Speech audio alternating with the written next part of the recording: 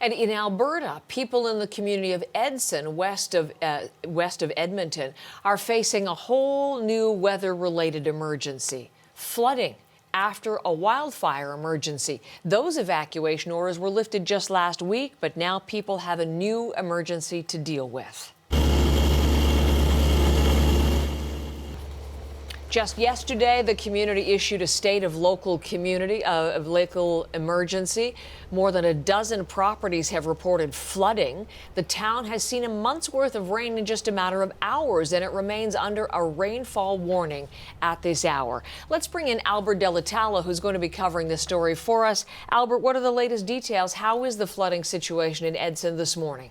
Sure, Heather. Well, heavy rain has turned out to be somewhat of a mixed blessing for central and western Alberta, as concern over wildfires is now turning to flooding. That's now led to a local emergency in the town of Edson, about 2 hours west of Edmonton. You can see it there on the map. We have some images from Edson where the town is warning residents to stay away from floodwaters and the surrounding embankments. There is concern erosion could make banks unstable and that the water could surge at any time with strong undercurrents. Edson Mayor Kevin Zahara posted on Facebook in an overnight update that staff will be working at critical locations, thanking people for their patience during yet another emergency here. Here's more from him.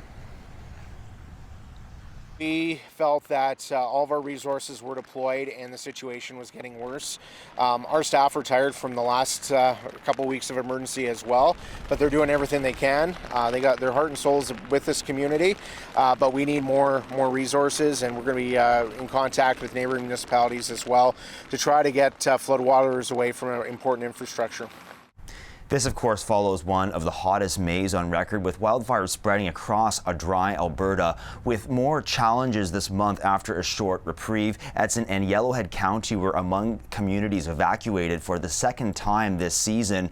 Those orders were only lifted late last week. The mayor said yesterday that 13 properties were reporting flooding and internet and phone lines were down. He said the amount of rain received here in the span of only hours, 84 millimeters, is more typically seen over an entire month, which strains town infrastructure. The mayor says he'll have another update at noon local time. An emergency alert is also issued for Yellowhead County, and an evacuation order was issued last night for the Lower Robb area. Environment Canada also sending out a rainfall warning for the area, with a downpour not expected to taper off until tonight.